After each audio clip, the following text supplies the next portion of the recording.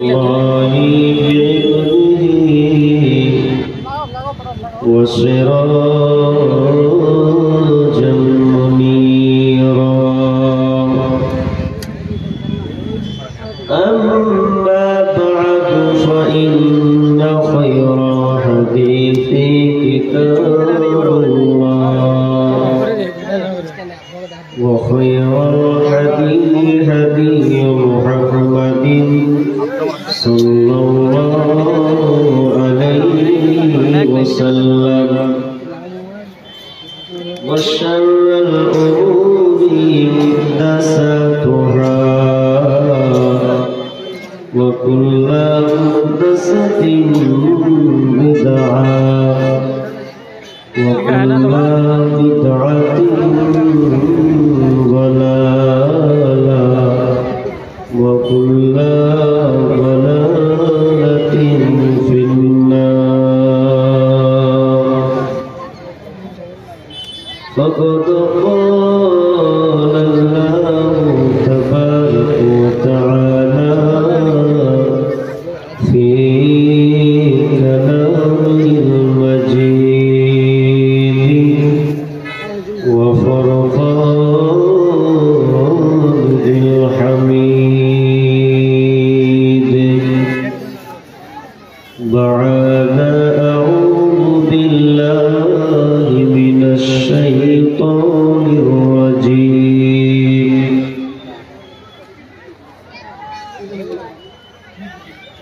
ومن يعمل من الصالحات من ذكر أو أنثى وهو مؤمن فأولئك يدخلون الجنة ولا يظلمون نقيرا بسم الله الرحمن الرحيم ومن جاء بالحسنة فله خير منها وهم من فزع يومئذ آمنون بسم الله الرحمن الرحيم فمن يعمل مثقال ذرة خيرا يره ومن يعمل مثقال ذرة شرا يره وقال النبي صلى الله عليه وسلم مروا أولادكم بالصلاة وهم أبناء 7 سنين واجربهم عليها وهم أبناء 10 وفرق بينهم في المضاجع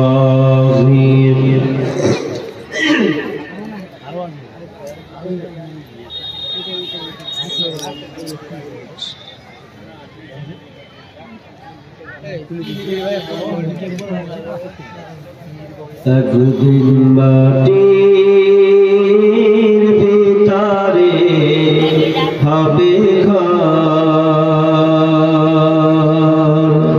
রে মন আমার কেন বন্ধ দালান একদিন মাটির ভিতরে হবে ঘর রে মন আমার কেন বন্ধ দালান রে মন আমার কেন বন্ধ দালান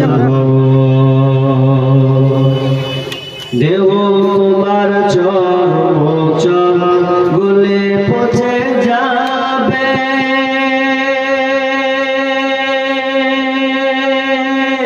শিরার উপর শিরা গুলি ছিন্ন ভিন্ন হবে দেহ তোমার চর্ম চল গুলে পচে যাবে শিরার উপর শিরা গুলি ছিন্ন ভিন্ন হবে বন্ধু মেরুদণ্ড হবে তোমার খণ্ড খণ্ড বন্ধু মেরুদণ্ড হবে তোমার খণ্ড খণ্ড পড়ে রবে মাটির উপর রে মন আমার কেন বাঁধ জানান রে মন আমার কেন বাঁধ জানান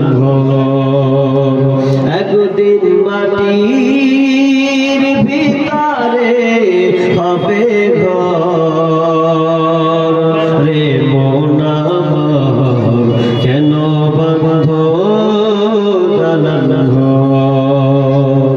রে মন আমার কেন বাঁধ জানান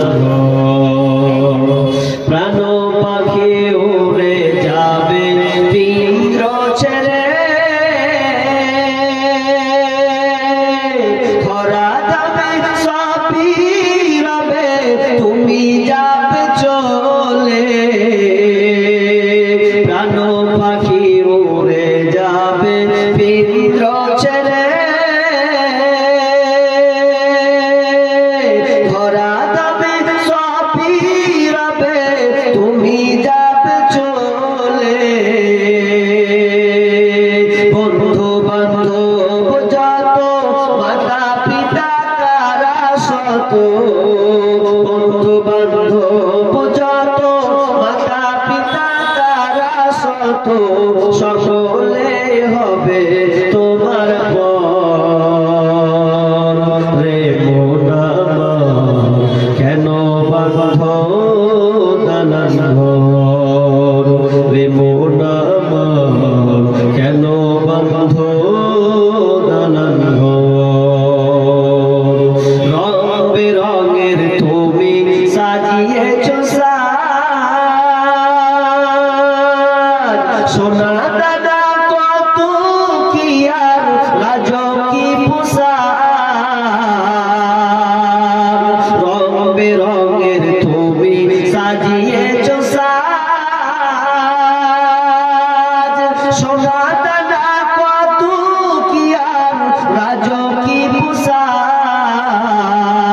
প্রাণ চলে যাবে তুমি পরে রবে প্রাণ চলে যাবে তুমি পরে রবে গায়ে দিবে সাদা কাপড় রে মন আমার কেন বাঁধ জানান রে মন আমার কেন বাঁধ জানান একদিন মাটির ভিতরে হবে ঘর রে মন আমার কেন বাঁধ জানান রে মন আমার কেন বাঁধ জানান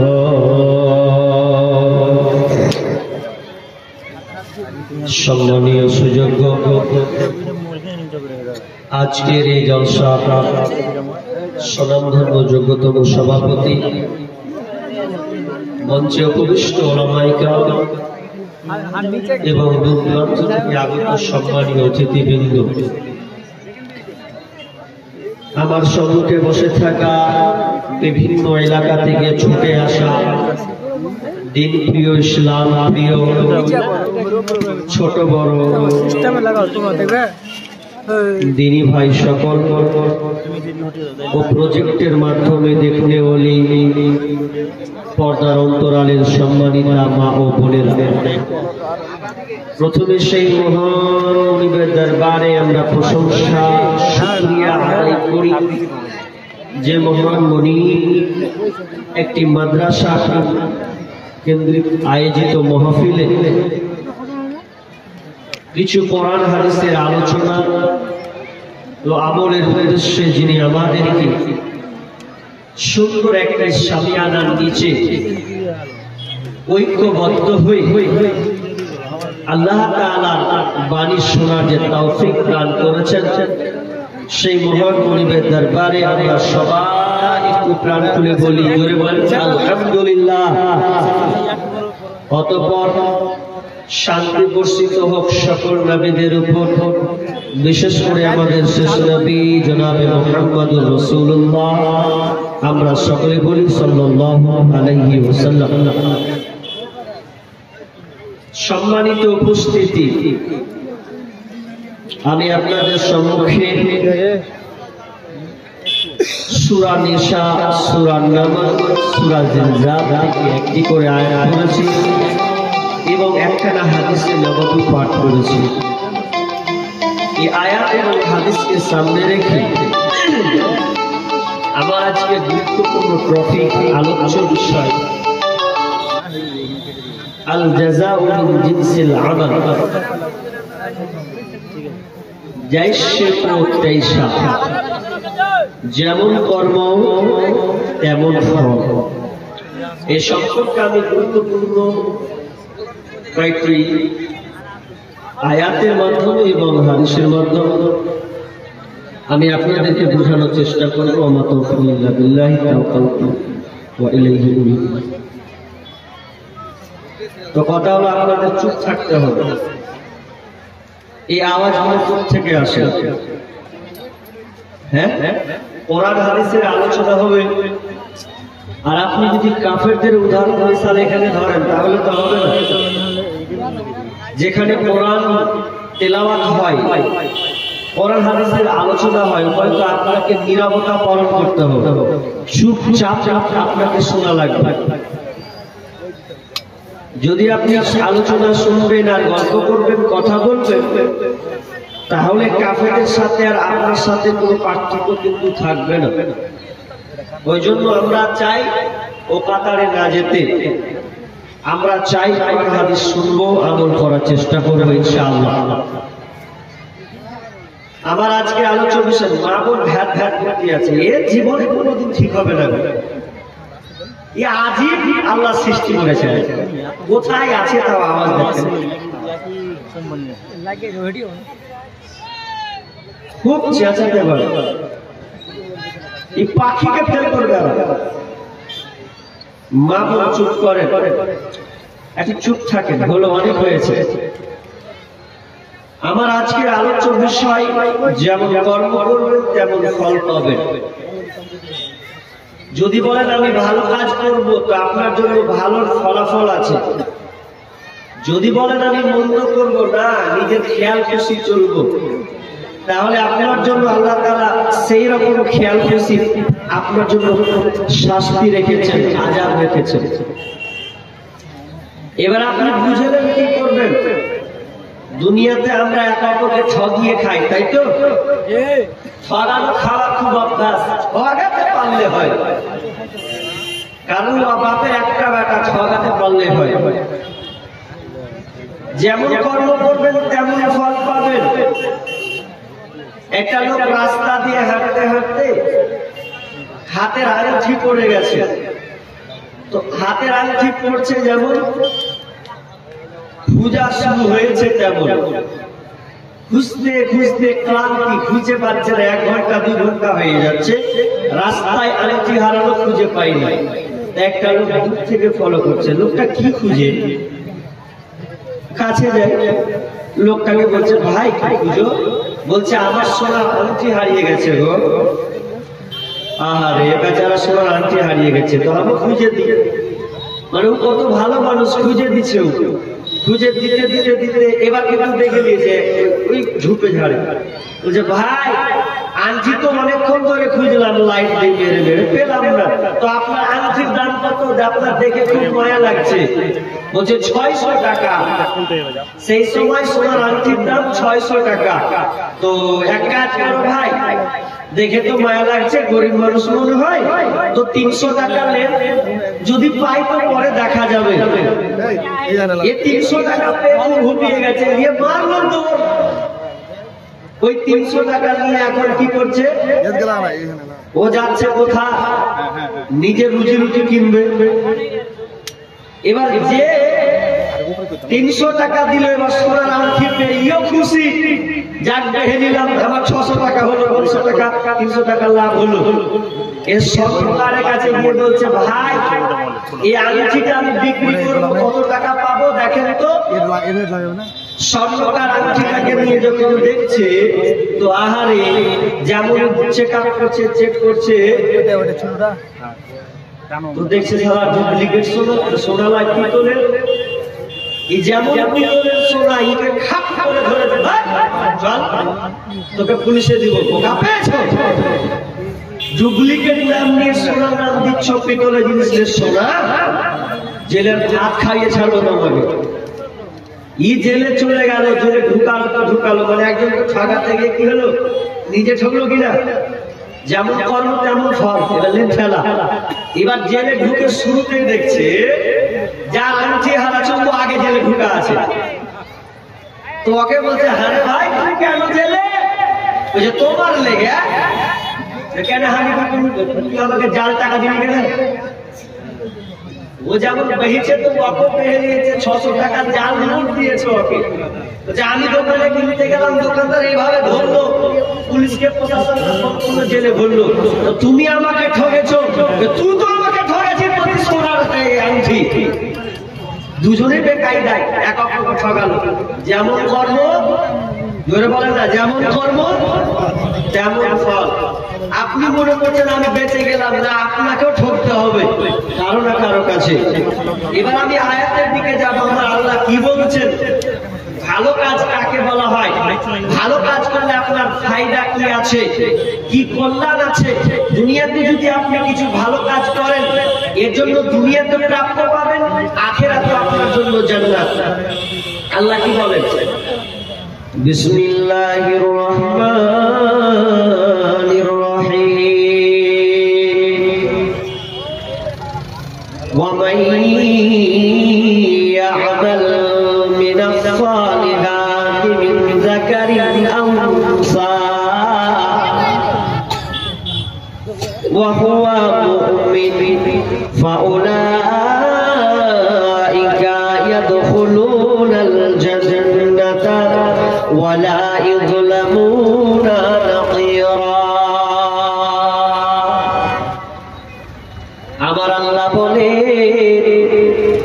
যারা দুনিয়াতে সৎকর্ম করবে, ভালো কর্ম করবে, মানুষ যারা দুনিয়াতে সৎ কাজ করে, ভালো কর্ম করে, ওয়া মান ইয়া'মাল মিনাস সালিহাতি মিন যাকারিন আও উনসা, সে লোকটা পুরুষ হোক কিংবা মহিলা হোক, নর কিংবা নারী হোক, ছেলে কিংবা মেয়ে হোক, যে হোক না কেন, যদি সে সৎকর্ম করে, ভালো কর্ম করে, তাহলে ওই লোকটা কোথায় কোথায়,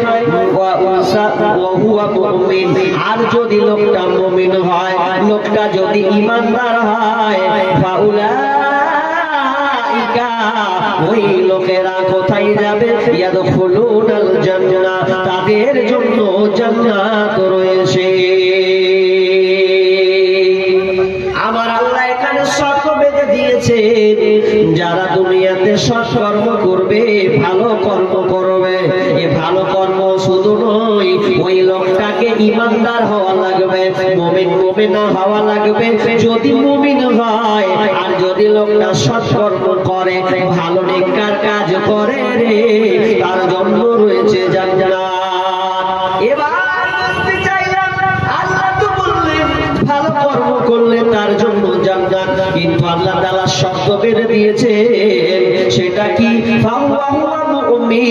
যদি লোকটা, যদি মেয়েটা, যদি নরটা, যদি নারীটা আপনার কি নাম মুমিন মুমিনা হয়, তাহলে ও লোকটা জান্নাতে যাবে। এখানে আল্লাহ শর্ত বাঁধলেন, ভালো কাজ তো করবে, কিন্তু লোকটাকে কি হওয়া লাগবে, মুমিন হওয়া লাগবে। যদি এটা হতো ভালো কাজ করলে জান্নাত, যদি আল্লাহ বলতেন ভালো কাজ করলে সরাসরি জান্নাতে যাবে, তাহলে এখানে হিন্দুরা পর্যন্ত জান্নাত চলে যেত, খ্রিস্টান পর্যন্ত জান্নাত চলে যেত, বৌদ্ধ পর্যন্ত তারা জান্নাতে চলে যেত। কিন্তু না না, একমাত্র শর্ত আল্লাহ বাঁধলেন, যারা ঈমানদার হবে, যারা মুমিন হবে রে, তারা কেবল জান্নাতে যাবে। তাহলে কি বলতেছেন, যারা হিন্দু, যারা খ্রিস্টান, ওরা যদি ভালো কর্ম করে, ওরা যদি মুসলমানের উপকার করে, তাহলে কি ওরা তার প্রাপ্য পাবে না? মুফাসসিরগণ বলছেন, যদি কোনো হিন্দু কোনো মুসলমান ভাইয়ের উপকার করে, তাকে টাকা দিয়ে সাহায্য করে, কোন আপনার হিন্দু আপনার মেম্বার প্রধান হয়, সে যদি সমান অধিকার হিসাবে দেখে, সবাইকে ন্যায্য হিসাবে দেখে, যার যার প্রাপ্য বুঝিয়ে দেয়, তাহলে মুফাসসিরগণ বলছেন ওই লোকটা জান্নাতে যাবে না, কিন্তু আল্লাহ দুনিয়াতে তাকে সে প্রাপ্য দিয়ে দেবে। আমরা দেখি অনেক সময় স্কুলে পড়ি, কলেজে পড়েছে, স্কুলে পড়তে গিয়ে হিন্দু সম্প্রদায় লোক, কোন হিন্দু ভাই বন্ধু হয় কি হয় না? হয়। হিন্দু লোক হলেও রাম আপনার কিনা গুপ্ত সেনজে হোক না কেন, আকাশ হোক না কেন, আমি তার সঙ্গে বন্ধুত্ব করলাম কেন? তার ব্যবহারটা আমাকে ভালো লেগেছে, তার কথাবার্তাটা খুব সুন্দর, আমাকে প্রজেক্ট দিয়ে সাহায্য করে, আমাকে রুটিন দিয়ে সাহায্য করে, আমাকে বই দিয়ে সাহায্য করে, এমনকি আমাকে টাকা দিয়ে পর্যন্ত সাহায্য করে, আমার পরিবারকে সে ভালোবাসে, হিন্দু ভাই আমার বন্ধু হয়েছে, তার মানে ও এর বিনিময়ে ভালো প্রতিদান দুনিয়াতে পাবে। যদি দুনিয়াতে এসে ভালো কাজ করে, আল্লাহ তাকে দুনিয়াতে ভালো প্রতিদান দিয়ে দেবেন। আর যদি মুমিন হয়, দুনিয়া তো পাবে, আখিরাতেও সে জান্নাতে থাকবে। ফাউলাইকা ইয়াদখুলুনাল জান্নাহ ওয়া লা ইযলামুনা নাকিরা, এবং তার জন্য পরিমাণ তার উপরে জুলুম অবিচার করা হবে না। ভালো কাজ কোনটা? ভালো কাজ গো, চুরি করা ভালো কাজ? হ্যাঁ না না, ভালো কাজ? কিছু বলছেন না যে বলছে মন্দি ওঠে হোক, চুরি করা ভালো কাজ নয়, মিথ্যা কথা বলা ভালো কাজ নাকি? অথচ মিথ্যা কথা 6 লাখ বেশি চলছে। তার মানে আমরা ভালো কাজে অভ্যস্ত নই, মন্দ কাজে অভ্যস্ত। ভালো কাজের দিকে নাই। আপনি দেখান, আপনি জীবনে কোনোদিন ভালো কাজ করেছেন যে ভালো কাজ করার কারণে আপনি আখিরাতমুখী হবেন, আখিরাতে আপনি পাবেন, কিংবা আপনি এইরকম আশা আছে আপনার যে আমি কোনো বিপদে পড়বো, তো বিপদে পড়তে গিয়ে আমি আল্লাহকে বলবো, আল্লাহ তুমি আমাকে রক্ষা করো, বিপদে পড়েছি যে। কোন ভালো কাজ দিয়ে আপনি আল্লাহকে দোয়া করবেন বলেন? আজকে বর্তমান প্রেক্ষাপট বলতে হয়, আমাদের মুর্শিদাবাদ যদি এখন ঢুকেন নেটওয়ার্ক পাবেন না, মুর্শিদাবাদ ঢুকেন তো আপনি নেট চালাতে পাবেন না। কেন? নেটওয়ার্ক বন্ধ করে দেওয়া আছে। কেন বন্ধ হলো জানেন আপনারা?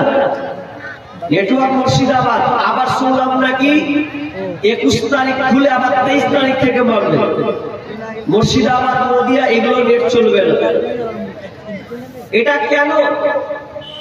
এটা এই জন্য যে হিন্দু সম্প্রদায় যারা পুজো মণ্ডপে গিয়ে তাদের আপনার হেডলাইন স্ক্যান যেটা বলা হয়, স্ক্যান বোর্ড আপনার কিনা গেটে লাগাই না, লেখা ওঠে না, লেখা ওটাতে লিখেছে, জানি না কে করেছে উস্কানিমূলক কাজ, বেলডাঙ্গার মধ্যে কি লিখেছে? আল্লাহ, মাদার, আর বাকিটা বলবো? কত নোংরা কথা লিখেছে। মানে আল্লাহকে গালি দিয়েছে, দিয়ে ওটাকে আবার স্ক্যানে ভাসিয়ে দিয়েছে, যা রাস্তা দিয়ে হাঁটবে দেখতে পাবে।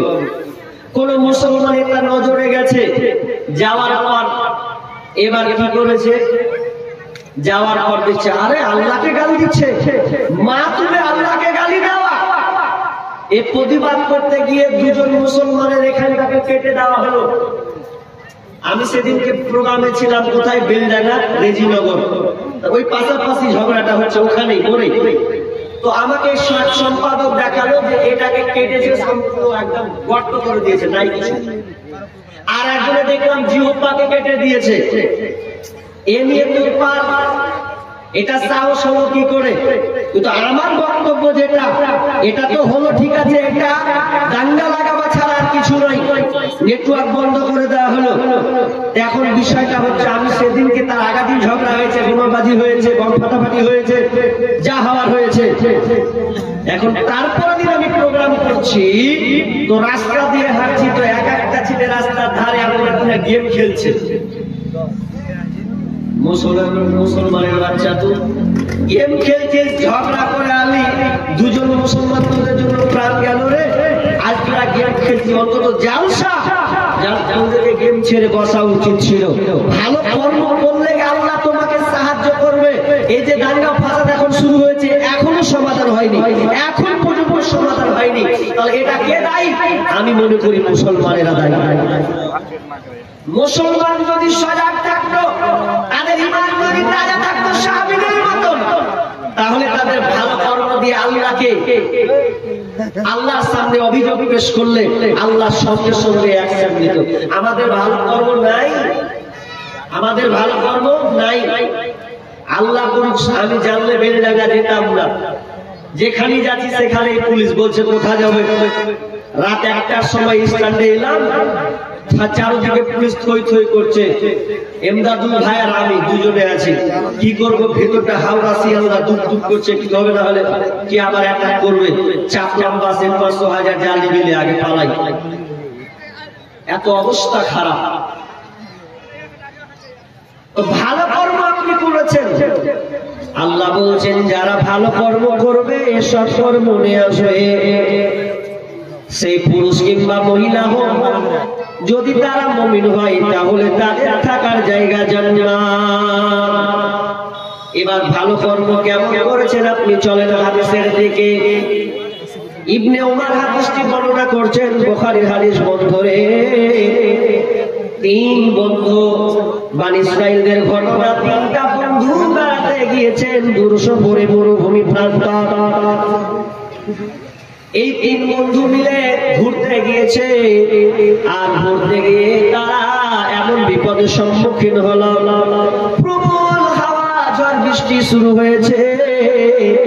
আর ঝড় বৃষ্টির প্রবল আর আপনার কিনা ঝড় বৃষ্টির কারণে তারা কোথায় লুকাবে কোনো রাস্তা না পেয়ে একটা গর্তের ভিতরে ঢুকে পড়েছে।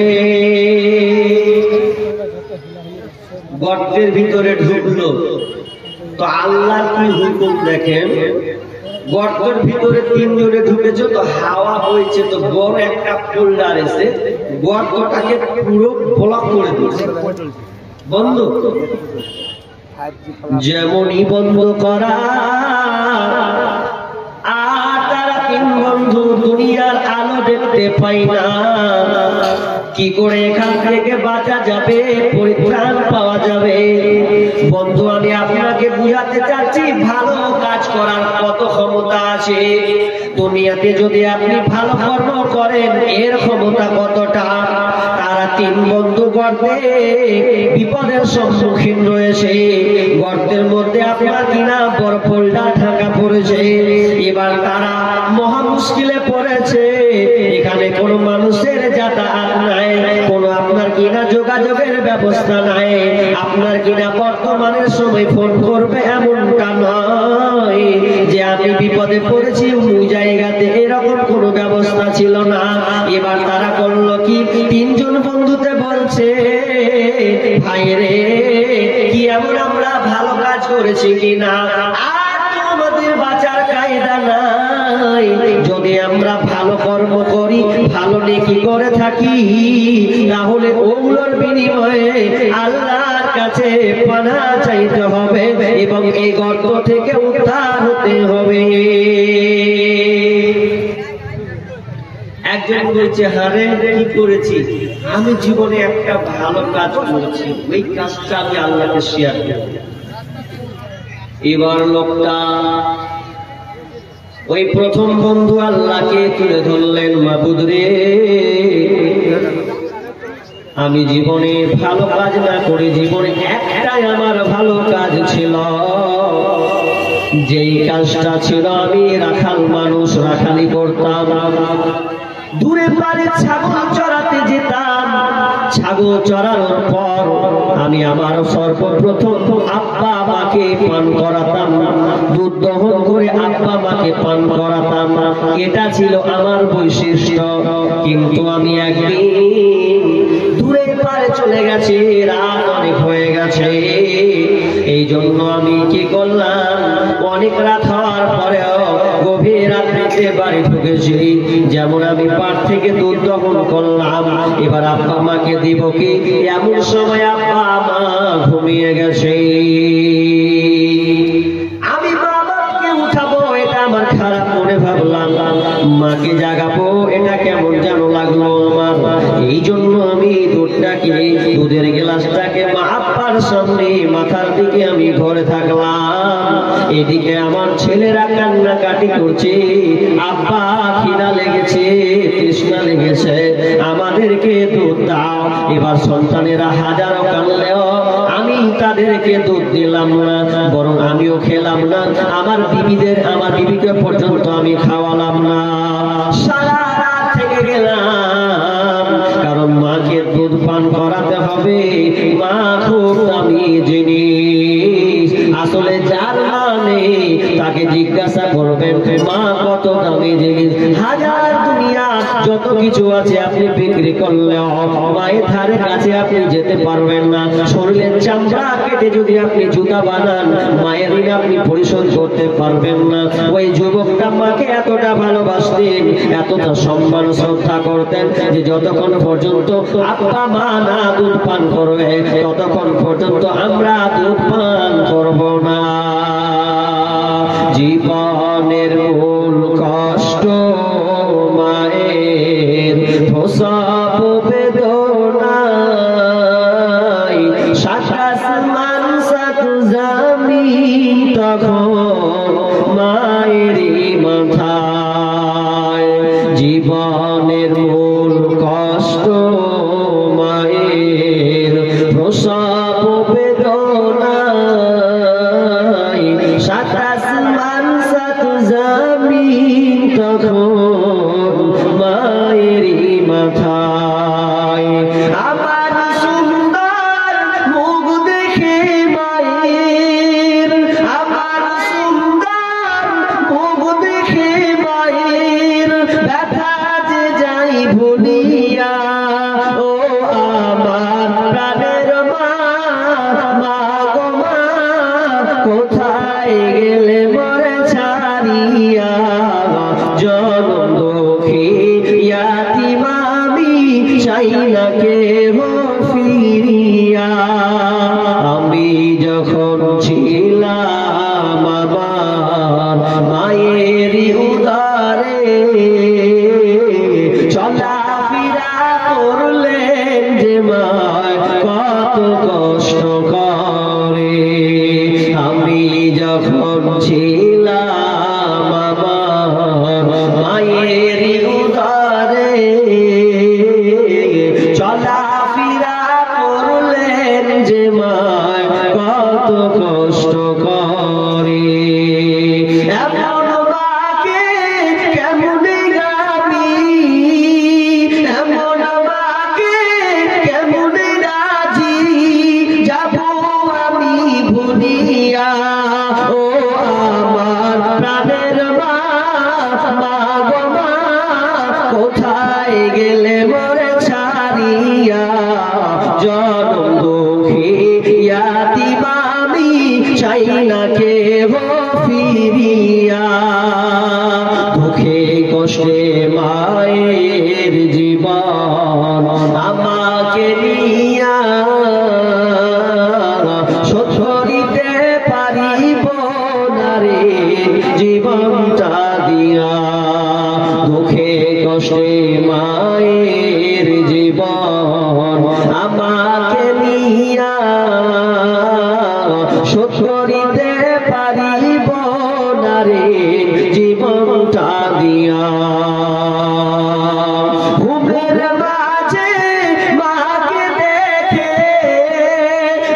ভিড়ের মাঝে মাকে দেখে কেঁদে কই বুক ভাসাইয়া ও আমার প্রাণের মা, মা গো মা কোথায় গেলে মনে ছাড়িয়া, জনম দুঃখী ইয়াতীম আমি চাই না কেহ ফিরিয়া, জীবনের মূল কষ্ট মায়ের প্রসব বেদনায়, সাত আসমান সাত জমিন তখন মায়েরই মাথায়।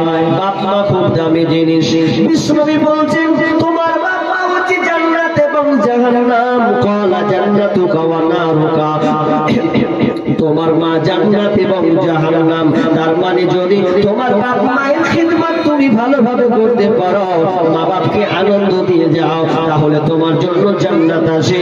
আর দুঃখে কষ্টে তোমার ব্যবহারে মা যদি অসন্তুষ্ট হয়, তাহলে তোমার জন্য হচ্ছে জাহান্নাম। এই জন্য সেই যুবক মাকে সবসময় ভালোবাসতেন, শ্রদ্ধা করতেন, এমনকি দুধ পান না করালে কেউ তারা দুধ পান করতো না। এবার যখন আযান হলো আসসালাতু খায়রুম মিনান নাওম, তার মানে আযান সকাল হলো, ডাক পড়লো আল্লাহ। এবার ঘন্টা ভেঙে গেল, বাপ মা এবার জেগেছে, বলছে ব্যাটারে তুই এখনো দুধটা নিয়ে দাঁড়িয়ে আসিস। বলছে মা আমি আপনার জন্য কখন থেকে দুধটা দাঁড়িয়ে আসি, আমি তোমাকে পান করাবোর জন্য। মা জাগলো, মাকে দুধ পান করালো, আব্বাকে দুধ পান করালো, এরপরে তারা নিজের সন্তানদের করালো, তারপরে তারা নিজেরা পান করলো। আমার আল্লাহকে বলছেন মাবুদ রে, এই কাজটা শুধু তোমাকে ভয় করে করেছি, আর কাউকে নয়। মাবুদ দয়া করে তুমি আমাদের মাথা থেকে পাথরটাকে সরিয়ে দাও। যেমনই বললো ভালো কাজ, এই ভালো কাজ মায়ের খিদমত করা আল্লাহর কাছে চাইলে সঙ্গে সঙ্গে একবার করে গেল। যেমন সূর্যের আলো পড়লো, কিরণ এলো, কিন্তু বের হওয়াতে যাবে না। একবার সরেছে, এবার প্রথম বন্ধু বলছে আরে ভাই তোরা কি ভালো কাজ করিস নি, চা আল্লাহর কাছে বিনিময় চা। কি ভালো কাজ? দ্বিতীয় বন্ধু বলছে ভাই আমিও জীবনে একটা ভালো কাজ করেছি, আমার কাজ ছিল কুকর্ম, খারাপ কাজ করা। এই খারাপ কাজ করা আমার খুব অভ্যাস ছিল, কিন্তু আমি খারাপ কাজ থেকে ছেড়ে দিয়েছি। কিভাবে সেটা হয়েছে? লোকটি বন্ধু বলছে আমি এত খারাপ ছিলাম, মেয়েদের প্রতি আমি এতটা আকৃষ্ট ছিলাম। আমার একটা খালাতো বোন ছিল, ওই খালাতো বোনটা দেখতে এত সুন্দরী ছিল, এত অপূর্ব তার চেহারা, আমি তার চেহারা দেখে আমি পাগল হয়ে গিয়েছিলাম। আমি তাকে প্রস্তাব দিলাম, প্রেমের প্রস্তাব। ও বোন রে, তুই আমার সঙ্গে কি আমার মনের বাসনাটা কি তুই মেটাতে পারবি না?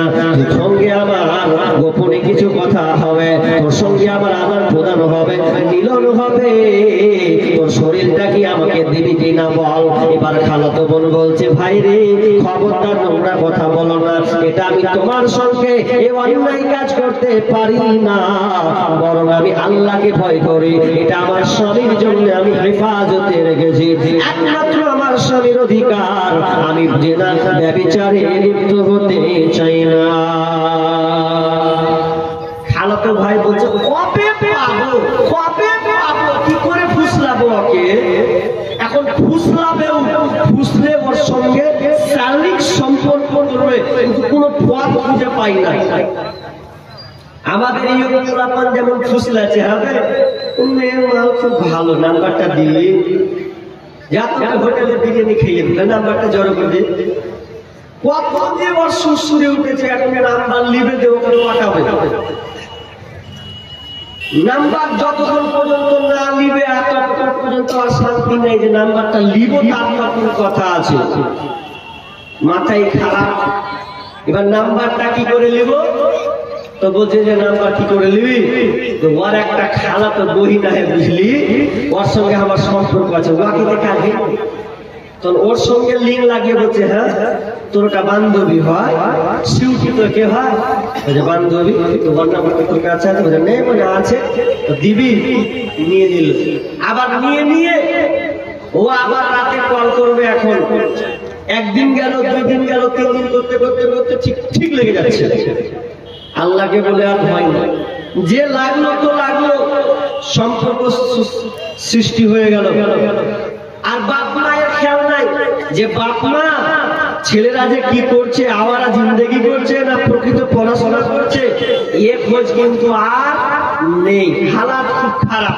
হাজি আজকালকার কলেজের পড়াশোনা আর আপনাদের এইদিকে কি এটা উত্তর দিনাজপুর ডিস্ট্রিক্ট করছে? আপনাদের দিনাজপুর নাকি? আপনাদের দিকে মনে হয় কলেজে ভালো পড়াশোনা হয় নাকি? আমাদের মুর্শিদাবাদের পড়াশোনা নয়, নিজের ইচ্ছা মতো শিক্ষকের সামনে মোবাইল ঘাটছে গো। কোন কলেজ এটা? তার নাকি বলে দামি বেলে কলেজের নাম বলে খুব হাই কোয়ালিটি, মাদ্রাসার ধারে কাছে যেতে পারবেন। আর কলেজ নিয়ে কি হচ্ছে? তো আমার মনে হলো যে একটা গাদা বলে দেখি না কি হয়। তখন বললাম আমি, মেয়েদের সমান অধিকার, মেয়েরা করে ঘাট বাজার, দেখায় ফ্যাশন ভাইয়া, তাদের দেখায় কি বদকার।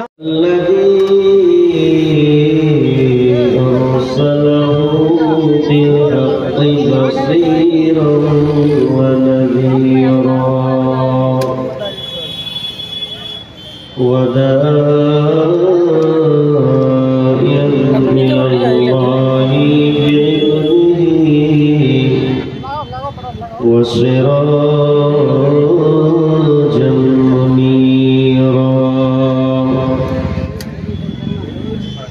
أما بعد فإن خير حديث كتاب الله، وخير الهدي هدي محمد صلى الله عليه وسلم،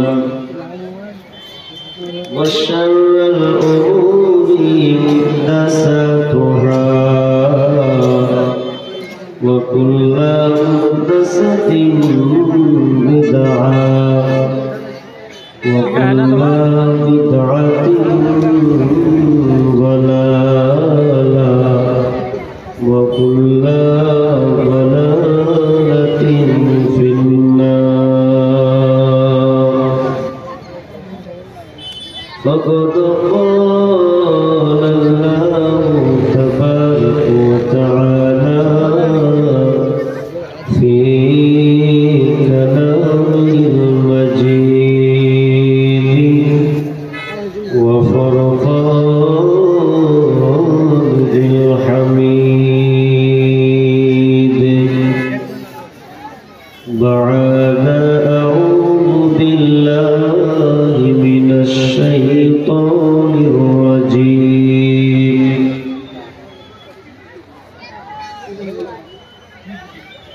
ومن يعمل من الصالحات من ذكر أو أنثى وهو مؤمن فأولئك يدخلون الجنة ولا يظلمون نقيرا. بسم الله الرحمن الرحيم.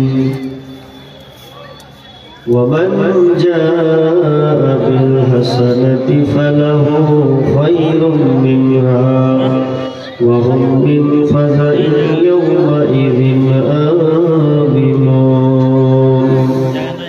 بسم الله الرحمن الرحيم. فمن يعمل مثقال ذرة خيرا يره ومن يعمل مثقال ذرة شرا يره.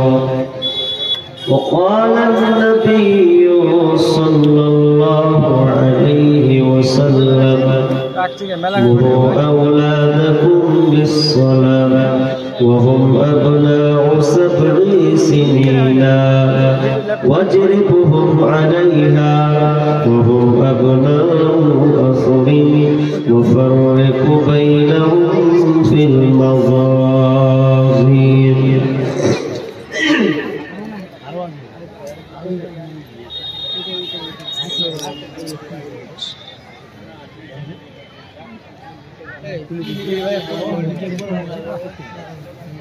একদিন মাটির ভিতরে হবে ঘর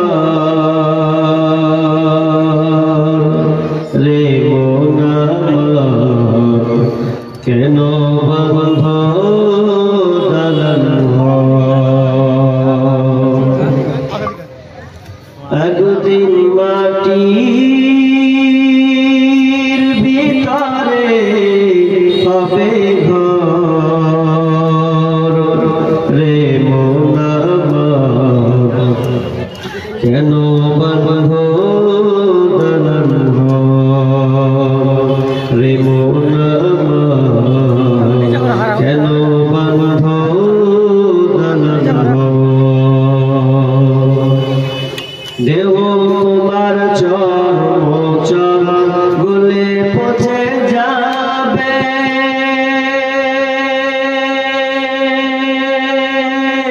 শিরার উপর শিরা গুলি ছিন্ন ভিন্ন হবে দেহ তোমার চর্ম চল গুলে পচে যাবে শিরার উপর শিরা গুলি ছিন্ন ভিন্ন হবে বন্ধু মেরুদণ্ড হবে তোমার খণ্ড খণ্ড বন্ধু মেরুদণ্ড হবে তোমার খণ্ড খণ্ড পড়ে রবে মাটির উপর রে মন আমার কেন বন্ধ দালান রে মন আমার কেন বন্ধ দালান একদিন মাটির ভিতরে হবে ঘর রে মন আমার কেন বন্ধ দালান রে মন আমার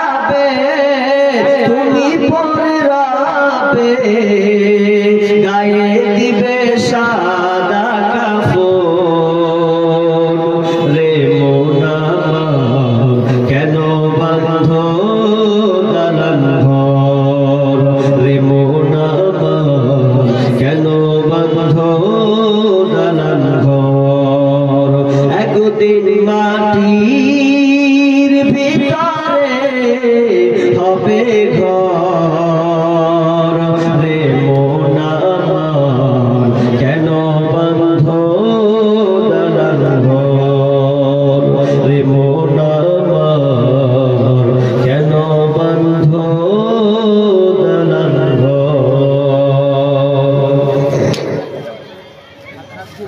সম্মানীয় সুযোগ্য আজকের এই জলসা স্বনামধন্য যোগ্যতম সভাপতি মঞ্চে উপবিষ্ট ওলামায়ে কেরাম এবং দূর দূরান্ত থেকে আগত সম্মানীয় অতিথিবৃন্দ, আমার সম্মুখে বসে থাকা বিভিন্ন এলাকা থেকে ছুটে আসা দিন প্রিয়, ইসলাম প্রিয় ছোট বড় দিনী ভাই সকল ও প্রজেক্টের মাধ্যমে দেখতে ওলি পর্দার অন্তরালের সম্মানিতা মা ও বোনেরা, প্রথমে সেই মহান মুনিবের দরবারে আমরা প্রশংসা শুকরিয়া আদায় করি যে মহান মুনিব একটি মাদ্রাসা কেন্দ্রিক আয়োজিত মাহফিলে কিছু কোরআন হাদিসের আলোচনা ও আমলের উদ্দেশ্যে যিনি আমাদেরকে সুন্দর একটা সামিয়ানার নিচে ঐক্যবদ্ধ হয়ে আল্লাহ তাআলার বাণী শোনার যে তৌফিক দান করেছেন, সেই মহান মুনিবের দরবারে আমরা সবাই একটু প্রাণ খুলে বলি, জোরে বলেন আলহামদুলিল্লাহ। অতঃপর শান্তি বর্ষিত হোক সকল নবীদের উপর, বিশেষ করে আমাদের শেষ নবী জনাবে মুহাম্মদুর রাসূলুল্লাহ। আমরা সকলে বলি সাল্লাল্লাহু আলাইহি ওয়াসাল্লাম। সম্মানিত উপস্থিতি, আমি আপনাদের সম্মুখে সূরা নিসা, সূরা নামল, সূরা জিলজাল থেকে একটি করে আয়াত পড়েছি এবং একখানা হাদিসে নববী পাঠ করেছি। এই আয়াত এবং হাদিসকে সামনে রেখে আমার আজকে গুরুত্বপূর্ণ টপিক, আলোচ্য বিষয় আল জাযাউ মিন জিনসিল আমাল, জৈসে কো তৈসা, যেমন কর্ম তেমন ফল। এই সম্পর্কে আমি গুরুত্বপূর্ণ কয়েকটি আয়াতের মাধ্যমে এবং হাদিসের মাধ্যমে আমি আপনাদেরকে বোঝানোর চেষ্টা করব। আমা তাওফীক ইল্লা বিল্লাহি তাওয়াক্কালতু ওয়া ইলাইহি উনীব। তো কথা হলো, আপনাদের চুপ থাকতে হবে। এই আওয়াজগুলো কোথা থেকে আসে? হ্যাঁ, কোরআন হাদিসের আলোচনা হবে, আর আপনি যদি কাফেরদের উদাহরণ মিসাল এখানে ধরেন তাহলে তো হবে না। যেখানে কোরআন তেলাওয়াত হয়, কোরআন হাদিসের আলোচনা হয়, হয়তো আপনাকে নীরবতা পালন করতে হবে, চুপচাপ আপনাকে শোনা লাগবে। যদি আপনি আলোচনা শুনবেন আর গল্প করবেন, কথা বলবেন, তাহলে কাফেরদের সাথে আর আপনার সাথে কোনো পার্থক্য কিন্তু থাকবে না। ওই জন্য আমরা চাই ও কাতারে না যেতে, আমরা চাই কোরআন হাদিস শুনবো, আমল করার চেষ্টা করবো ইনশাআল্লাহ। আমার আজকে আলোচ্য বিষয় মা বোন ভ্যাট ভ্যাট করতে আছে, এ জীবনে কোনোদিন ঠিক হবে না। এ আজীব আল্লাহ সৃষ্টি করেছে, কোথায় আছে তাও আওয়াজ দেখছেন, খুব চেঁচাতে পারে। এই পাখিকে ফেল করবে, মা বোন চুপ করে, একটু চুপ থাকেন, হলো অনেক হয়েছে। আমার আজকের আলোচ্য বিষয় যেমন কর্ম করবেন তেমন ফল পাবেন। যদি বলেন আমি ভালো কাজ করব, তো আপনার জন্য ভালো ফলাফল আছে। যদি বলেন আমি মন্দ করব না, নিজের খেয়াল খুশি চলবো, তাহলে আপনার জন্য আল্লাহ তাআলা সেই রকম খেয়াল খুশি আপনার জন্য শাস্তি রেখেছেন, আযাব রেখেছেন। এবার আপনি বুঝলেন কি করবেন। দুনিয়াতে আমরা একে অপরকে ঠগিয়ে খাই, তাই তো? ঠগানো খাওয়া খুব অভ্যাস, ঠগাতে পারলে হয়। কারণ বাপের একটা বেটা, ঠগাতে পারলে হয়। যেমন কর্ম করবেন তেমন ফল পাবেন। একটা লোক রাস্তা দিয়ে হাঁটতে হাঁটতে হাতের আঙুঠি পড়ে গেছে। তো হাতের আঙুঠি পড়ছে যেমন, পূজা শুরু হয়েছে তেমন। খুঁজতে খুঁজতে ক্লান্তি, খুঁজে পাচ্ছে না। 1 ঘন্টা 2 ঘন্টা হয়ে যাচ্ছে, রাস্তায় আঙুঠি হারানো খুঁজে পাইনি। একটা লোক দূর থেকে ফলো করছে। লোকটা কি খুঁজে, কাছে যায়, লোকটাকে বলছে, ভাই কি খুঁজো? বলছে, আমার সোনার আংটি হারিয়ে গেছে গো। আরে বেচারা সোনার আংটি হারিয়ে গেছে, তো আমি খুঁজে দিই। মানে ও কত ভালো মানুষ, খুঁজে দিচ্ছে। ও খুঁজে দিতে দিতে দিতে এবার কিন্তু দেখে নিয়েছে ওই ঝুপে ঝাড়ে। বলছে, ভাই আংটি তো অনেকক্ষণ ধরে খুঁজলাম, লাইট দিয়ে মেরে মেরে পেলাম না, তো আপনার আংটির দাম কত? আপনার দেখে খুব মায়া লাগছে। বলছে 600 টাকা। সেই সময় সোনার আংটির দাম 600 টাকা। তো এক কাজ করো ভাই, দেখে তো মায়া লাগছে, গরিব মানুষ মনে হয়, তো 300 টাকা নেন, যদি পাই তো পরে দেখা যাবে। এ 300 টাকা পেয়ে ঘুমিয়ে গেছে, দিয়ে মারলো তো। ওই 300 টাকা নিয়ে এখন কি করছে? ও যাচ্ছে কোথা? নিজে রুজি রুটি কিনবে। এবার যে 300 টাকা দিল, এবার সোনার আংটি পেয়েও খুশি, যাক দেখে নিলাম, আমার 600 টাকা হলো, 500 টাকা, 300 টাকা লাভ হলো। এর সরকারের কাছে গিয়ে বলছে, ভাই এই আংটিটা আমি বিক্রি করবো, কত টাকা পাবো দেখেন তো। স্বর্ণকার আংটিটাকে নিয়ে যখন দেখছে, তো আহারে যেমন চেক আপ করছে, চেক করছে, তো দেখছে সারা ডুপ্লিকেট সোনা, সোনা লাগ পিতলের। এই যেমন পিতলের সোনা, ইকে খাপ করে ধরে চল তোকে পুলিশে দিব, বোকা পেয়েছো? ডুপ্লিকেট নাম নিয়ে সোনা নাম দিচ্ছ, পিতলের জিনিসের সোনা। জেলের ভাত খাইয়ে ছাড়লো তোমাকে। ই জেলে চলে গেল, জেলে ঢুকালো, মানে একজনকে ঠগাতে গিয়ে কি হলো, নিজে ঠকলো কিনা। যেমন কর্ম তেমন ফল, এবার ঠেলা। এবার জেলে ঢুকে শুরুতে দেখছে যার আংটি হারাচ্ছে তো আগে জেলে ঢুকা আছে।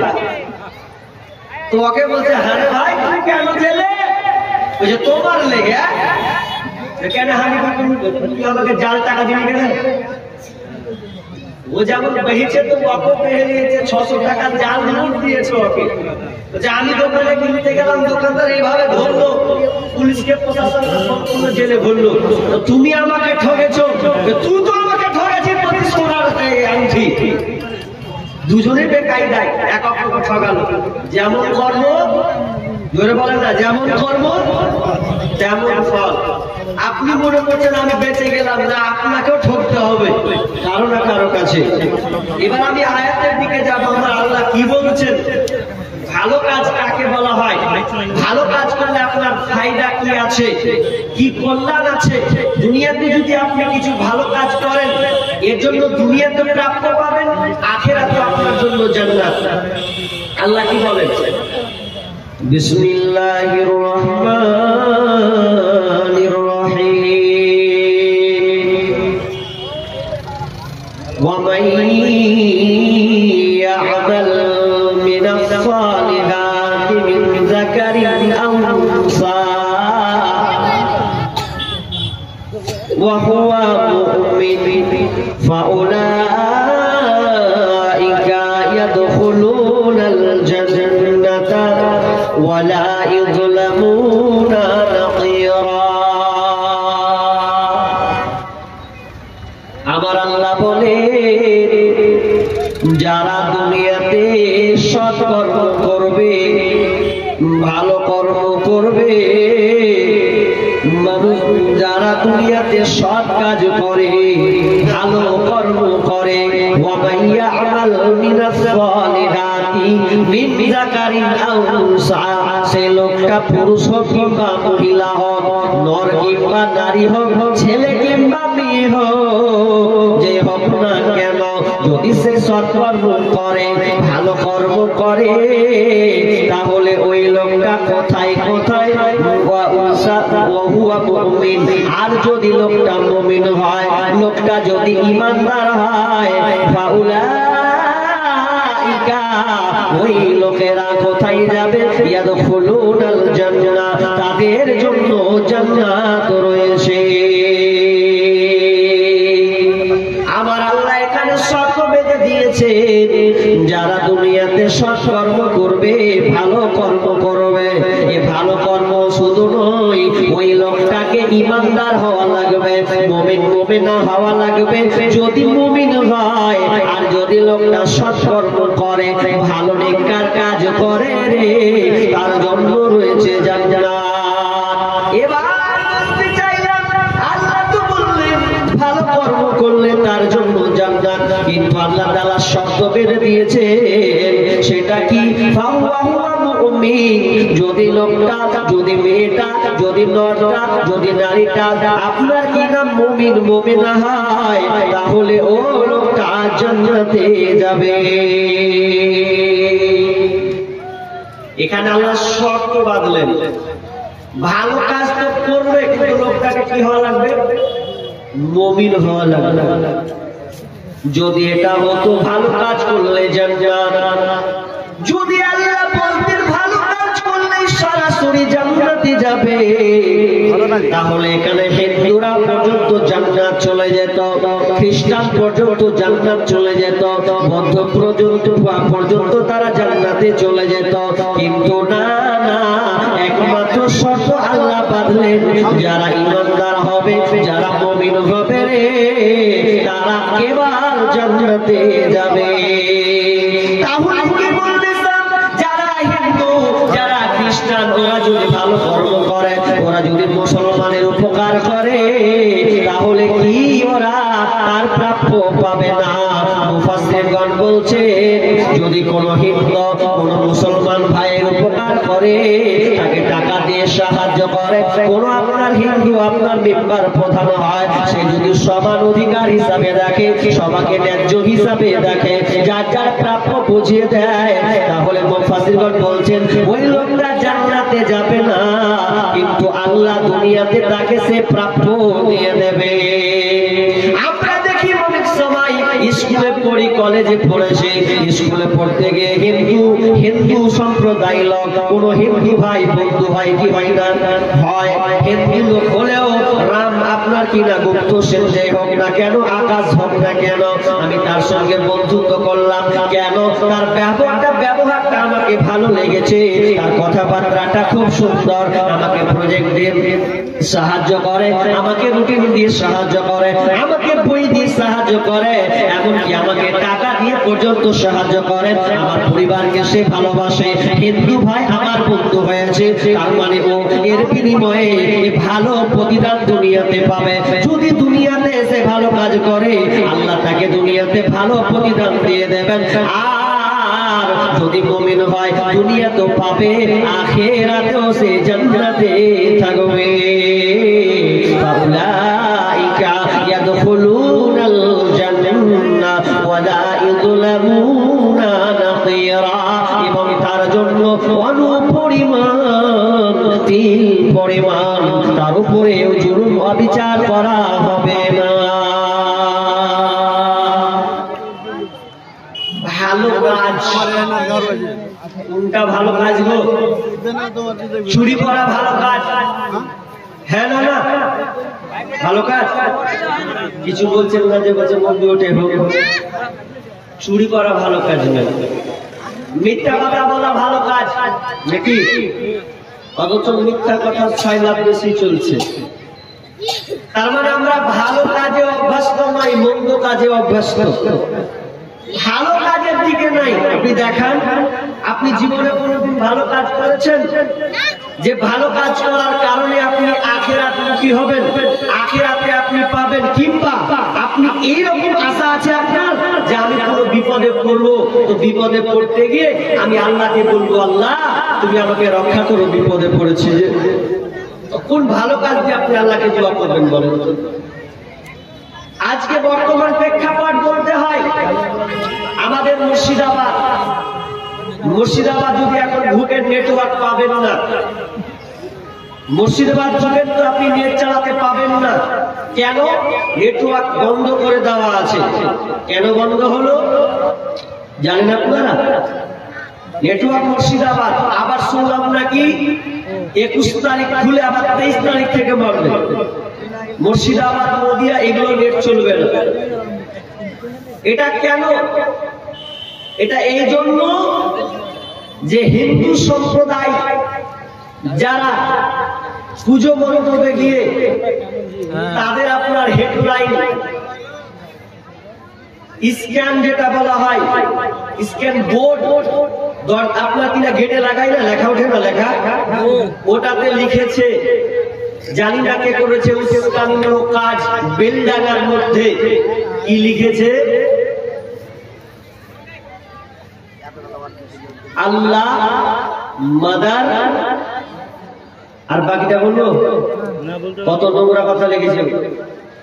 মানে আল্লাহকে গালি দিয়েছে, দিয়ে ওটাকে আবার স্ক্যানে ভাসিয়ে দিয়েছে, যা রাস্তা দিয়ে হাঁটে দেখতে পাবে। কোন মুসলমান এটা নজরে গেছে, যাওয়ার পর এবার কি করেছে, যাওয়ার পর দেখছে আরে আল্লাহকে গালি দিচ্ছে, মা তুমি আল্লাহকে গালি দেওয়া। এ প্রতিবাদ করতে গিয়ে দুজন মুসলমানের এখানটাকে কেটে দেওয়া হলো। আমি সেদিনকে প্রোগ্রামে ছিলাম, কোথায়? বেলডাঙ্গা রেজিনগর, ওই পাশাপাশি ঝগড়াটা হচ্ছে ওখানেই পড়ে। তো আমাকে সম্পাদক দেখালো যে এটাকে কেটেছে, সম্পূর্ণ একদম গর্ত করে দিয়েছে, নাই কিছু। আর একজনে দেখলাম জিহ্বাকে কেটে দিয়েছে। এ নিয়ে তোলপাড়, এটা সাহস হলো কি করে? কিন্তু আমার বক্তব্য যেটা, এটা তো হলো ঠিক আছে, এটা দাঙ্গা লাগাবা ছাড়া আর কিছু নয়। নেটওয়ার্ক বন্ধ করে দেওয়া হলো। এখন বিষয়টা হচ্ছে, আমি সেদিনকে তার আগাদিন ঝগড়া হয়েছে, বোমাবাজি হয়েছে, বম ফাটাফাটি হয়েছে, যা হওয়ার হয়েছে। এখন তারপর দিন আমি প্রোগ্রাম করছি, তো রাস্তা দিয়ে হাঁটছি, তো এক একটা ছেলে রাস্তার ধারে আমরা গেম খেলছে। মুসলমানের বাচ্চা তো গেম খেলছে, ঝগড়া করে আলি দুজন মুসলমান, তোদের জন্য প্রাণ গেল রে। আজ তোরা গেম খেলছি, অন্তত জালসা, যাদেরকে গেম ছেড়ে বসা উচিত ছিল। ভালো কর্ম করলে আল্লাহ তোমাকে সাহায্য করবে। এই যে দাঙ্গা ফাসাদ এখন শুরু হয়েছে, এখনো সমাধান হয়নি, এখন পর্যন্ত সমাধান হয়নি। তাহলে এটা কে দায়ী? আমি মনে করি মুসলমানেরা দায়ী। মুসলমান যদি সজাগ থাকতো, তাদের ঈমান যদি তাজা থাকতো সাহাবীদের মতন, তাহলে তাদের ভালো কর্ম দিয়ে আল্লাহর সামনে অভিযোগ পেশ করলে আল্লাহ সঙ্গে সঙ্গে অ্যাকশন নিত। আমাদের ভালো কর্ম নাই, আমাদের ভালো কর্ম নাই। আল্লাহ করুক, আমি জানলে বেড়ে জায়গা যেতাম না। যেখানে যাচ্ছি সেখানে পুলিশ বলছে কোথায় যাবে। রাত 1টার সময় স্ট্যান্ডে এলাম, চারদিকে পুলিশ থই থই করছে। এমদাদুল ভাই আর আমি দুজনে আছি, কি করবো? ভেতরটা হাওড়া শিয়ালদা দুপ দুপ করছে, কি হবে না হলে কি আবার অ্যাটাক করবে। চাপলাম বাসে 500,000 জালি মিলে আগে পালাই। এত অবস্থা খারাপ।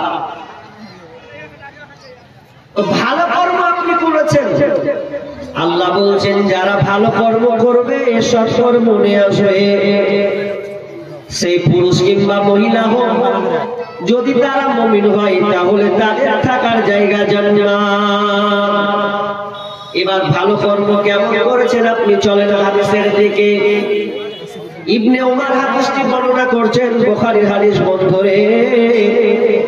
3 বন্ধু বনী ইসরাইলদের ঘটনা, 3টা বন্ধু বেড়াতে গিয়েছেন দূর সফরে মরুভূমি প্রান্ত। এই 3 বন্ধু মিলে ঘুরতে গিয়েছে, আর ঘুরতে গিয়ে তারা এমন বিপদের সম্মুখীন হলো। প্রবল হাওয়া, ঝড় বৃষ্টি শুরু হয়েছে। আর ঝড় বৃষ্টির প্রবল আর আপনার কিনা ঝড় বৃষ্টির কারণে তারা কোথায় লুকাবে কোনো রাস্তা না পেয়ে একটা গর্তের ভিতরে ঢুকে পড়েছে। গর্তের ভিতরে ভিতরে ঢুকলো তো আল্লাহ কি হুকুম দেখেন, গর্তের ভিতরে তিনজনে ঢুকেছে তো হাওয়া বইছে তো বড় একটা ফোল্ডার এসে গর্তটাকে পুরো ব্লক করে দিয়েছে, বন্ধ। যেমনই বন্ধ করা আর তারা তিন বন্ধু দুনিয়ার আলো দেখতে পাই না, কি করে এখান থেকে বাঁচা যাবে, পরিত্রাণ পাওয়া যাবে। বন্ধু আমি আপনাকে বুঝাতে চাচ্ছি ভালো কাজ করার কত ক্ষমতা আছে দুনিয়াতে, যদি আপনি ভালো কর্ম করেন এর ক্ষমতা কতটা। তারা তিন বন্ধু গর্তে বিপদের সম্মুখীন রয়েছে, গর্তের মধ্যে আপনার কিনা বড় ফোল্ডার ঢাকা পড়েছে, এবার তারা মহা মুশকিলে পড়েছে। এখানে কোনো মানুষের যাতায়াত নাই, কোনো আপনার কিনা যোগাযোগের ব্যবস্থা নাই, আপনার কিনা বর্তমানের সময় ফোন করবে এমনটা নয় যে আমি বিপদে পড়েছি ওই জায়গাতে, এরকম কোনো ব্যবস্থা ছিল না। এবার তারা করলো কি, তিনজন বন্ধুতে বলছে ভাই রে কি এমন আমরা ভালো কাজ করেছি কিনা, আর তো আমাদের বাঁচার কায়দা নাই, যদি আমরা ভালো কর্ম করি ভালো নেকি করে থাকি তাহলে ওগুলোর বিনিময়ে আল্লাহর কাছে পানা চাইতে হবে এবং এই গর্ত থেকে উদ্ধার হতে হবে। একজন বলছে হারে কি করেছি, আমি জীবনে একটা ভালো কাজ করেছি, ওই কাজটা আমি আল্লাহকে শেয়ার করব। এবার লোকটা ওই প্রথম বন্ধু আল্লাহকে তুলে ধরলেন, মাবুদ রে আমি জীবনে ভালো কাজ না করে জীবনে একটাই আমার ভালো কাজ ছিল, যেই কাজটা ছিল আমি রাখাল মানুষ, রাখালি করতাম, দূরে পারে ছাগল চড়াতে যেতাম, ছাগল চড়ানোর পর আমি আমার সর্বপ্রথম আব্বা মাকে পান করাতাম, দুধ দহন করে আব্বা মাকে পান করাতাম, এটা ছিল আমার বৈশিষ্ট্য। কিন্তু আমি একদিন দূরে পারে চলে গেছি, রাত অনেক হয়ে গেছে, এই জন্য আমি কি করলাম, অনেক রাত হওয়ার পরেও গভীর রাত্রিতে বাড়ি ঢুকেছি, যেমন আমি পাট থেকে দুধ দহন করলাম, এবার আব্বা মাকে দিব কি, এমন সময় আব্বা মা ঘুমিয়ে গেছে, আমি বাবাকে উঠাবো এটা আমার খারাপ মনে ভাবলাম, মাকে জাগাবো এটা কেমন যেন লাগলো আমার, এই জন্য আমি দুধটাকে দুধের গ্লাসটাকে মা আব্বার সামনে মাথার দিকে আমি ধরে থাকলাম, এদিকে আমার ছেলেরা কান্নাকাটি করছে, আব্বা খিদা লেগেছে, তৃষ্ণা লেগেছে, আমাদেরকে দুধ দাও। এবার সন্তানেরা হাজারো কানলেও আমি তাদেরকে দুধ দিলাম না, বরং আমিও খেলাম না, আমার বিবিকে পর্যন্ত আমি খাওয়ালাম না, সারা রাত থেকে গেলাম, কারণ মাকে দুধ পান করাতে হবে, মা খুব দামি জিনিস, আসলে যার মানে তাকে জিজ্ঞাসা করবেন মা কত দামি জিনিস, হাজার দুনিয়া যত কিছু আছে আপনি বিক্রি করলেও মায়ের ধারে কাছে আপনি যেতে পারবেন না, শরীরের চামড়া কেটে যদি আপনি জুতা বানান মায়ের ঋণ আপনি পরিশোধ করতে পারবেন না। ওই যুবকটা মাকে এতটা ভালোবাসতেন, এতটা সম্মান শ্রদ্ধা করতেন যে যতক্ষণ পর্যন্ত আব্বা মা না দুধ পান করবে ততক্ষণ পর্যন্ত আমরা দুধ পান করব না। জীবনের মূল কষ্ট মায়ের প্রসব বেদনায়, সাত আসমান সাত জমিন তখন মায়েরই মাথায়, জীবনের মূল কষ্ট মায়ের প্রসব বেদনা,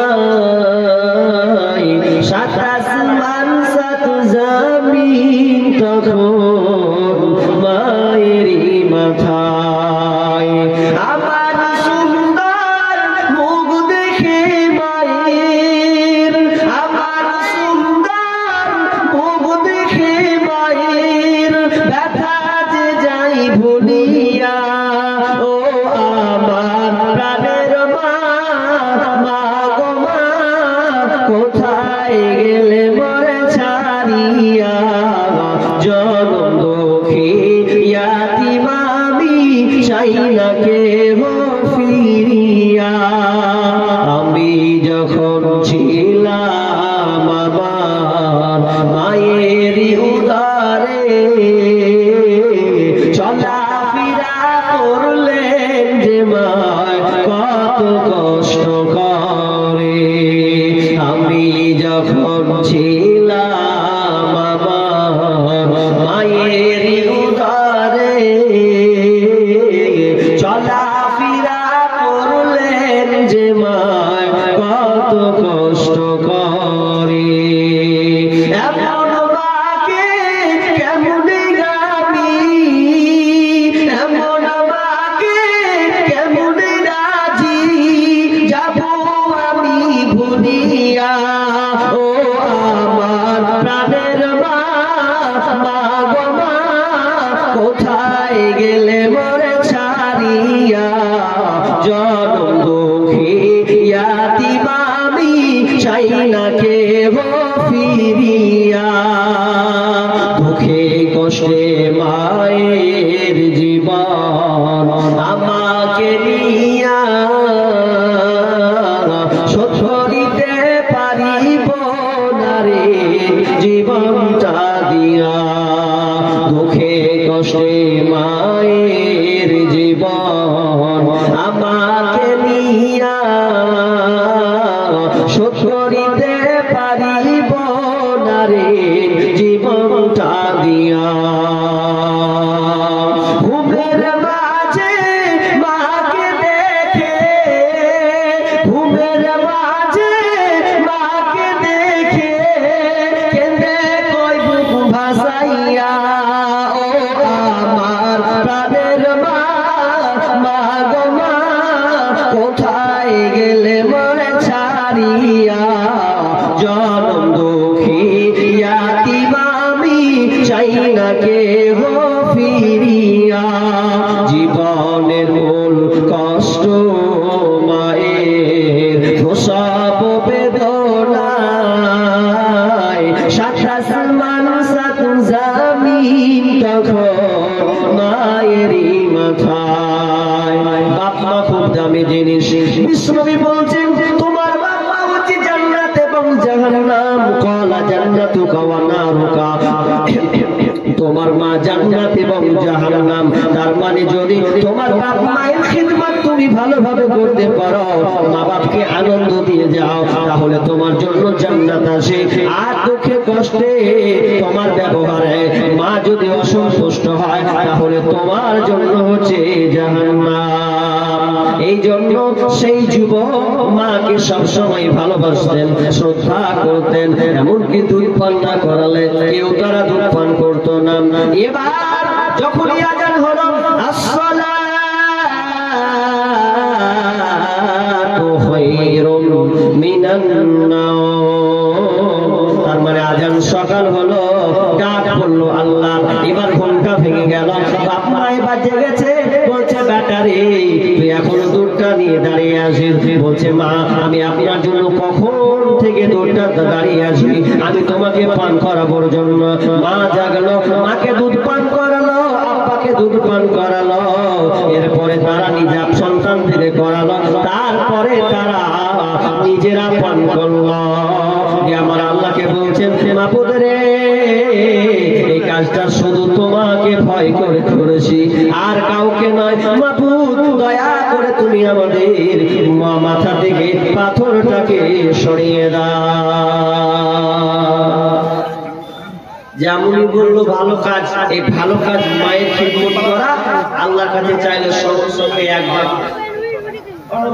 করে গেল যেমন সূর্যের আলো পড়লো কিরণ এলো কিন্তু বের হওয়া যাবে একবার সরেছে এবার প্রথম বন্ধু বলছে আরে ভাই তোরা কি ভালো কাজ করিস নি চা আল্লাহর কাছে বিনিময় চা কি ভালো কাজ দ্বিতীয় বন্ধু বলছে ভাই আমি জীবনে একটা ভালো কাজ করেছি, আমার কাজ ছিল কুকর্ম, খারাপ কাজ করা। এই খারাপ কাজ করা আমার খুব অভ্যাস ছিল, কিন্তু আমি খারাপ কাজ থেকে ছেড়ে দিয়েছি। কিভাবে সেটা হয়েছে? লোকটি বন্ধু বলছে, আমি এত খারাপ ছিলাম, মেয়েদের প্রতি আমি এতটা আকৃষ্ট ছিলাম।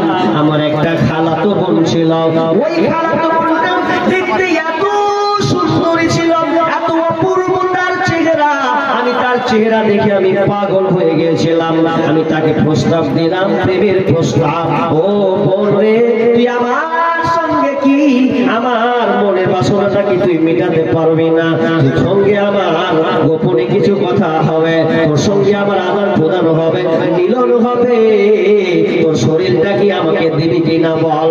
এবার খালাতো বোন বলছে, ভাই রে, খবরদার নোংরা কথা বলো না, এটা আমি তোমার সঙ্গে এই অন্যায় কাজ করতে পারি না, বরং আমি আল্লাহকে ভয় করি।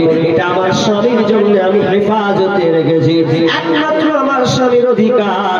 আমি জেনা ব্যভিচারে লিপ্ত হতে চাই না। খালাতো ভাই বলছে, কবে পাবো, কবে পাবো, কি করে ফুসলাবো ওকে? এখন ফুসলাবেও, ফুসলে ওর সঙ্গে শারীরিক সম্পর্ক করবে, কিন্তু কোনো পথ খুঁজে পাই না। আমাদের এই পোলাপান যেমন ফুসলাছে, হবে মেয়ের মাল খুব ভালো, নাম্বারটা দিয়ে যা তোকে হোটেলে বিরিয়ানি খেয়ে দিলে নাম্বারটা জড়ো করে দিয়ে কত যে ওর সুরসুরে উঠেছে। এখন নাম্বার লিবে দেবো, কোনো পাঠাবে নাম্বার যতক্ষণ পর্যন্ত না লিবে ততক্ষণ পর্যন্ত আর শান্তি নেই যে নাম্বারটা লিব, তার কোনো কথা আছে, মাথায় খারাপ। এবার নাম্বারটা কি করে লিব? তো বলছে যে নাম্বার কি করে লিবি? তো ওর একটা খালা তো বহিনা হে, বুঝলি, ওর সঙ্গে আমার সম্পর্ক আছে, ওকে দেখা হে।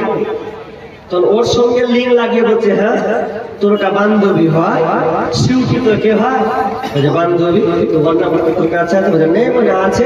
তো দিবি? নিয়ে নিল। আবার নিয়ে ও আবার রাতে কল করবে। এখন একদিন গেল, 2 দিন গেল, 3 দিন করতে করতে করতে ঠিক লেগে যাচ্ছে। আল্লাহকে বলে আর হয় না, যে লাগলো তো লাগলো, সম্পর্ক সৃষ্টি হয়ে গেল। আর বাপ মায়ের খেয়াল নাই যে বাপ মা ছেলেরা যে কি করছে, আওয়ারা জিন্দেগি করছে না প্রকৃত পড়াশোনা করছে, এ খোঁজ কিন্তু আর নেই। হালাত খুব খারাপ। হাজি, আজকালকার কলেজের পড়াশোনা আর আপনাদের এইদিকে কি, এটা উত্তর দিনাজপুর ডিস্ট্রিক্ট করছে, আপনাদের দিনাজপুর নাকি? আপনাদের দিকে মনে হয় কলেজে ভালো পড়াশোনা হয় নাকি? আমাদের মুর্শিদাবাদের পড়াশোনা নয়, নিজের ইচ্ছা মতো শিক্ষকের সামনে মোবাইল ঘাটছে গো। কোন কলেজ এটা? তার নাকি বলে দামি বেলে কলেজের নাম বলে খুব হাই কোয়ালিটি, মাদ্রাসার ধারে কাছে যেতে পারবেন। আর কলেজ নিয়ে কি হচ্ছে? তো আমার মনে হলো যে একটা গাদা বলে দেখি না কি হয়। তখন বললাম, মেয়েদের সমান অধিকার, মেয়েরা করে হাট বাজার, দেখায় ফ্যাশন ভাইয়া, তাদের দেখায় কি বদ।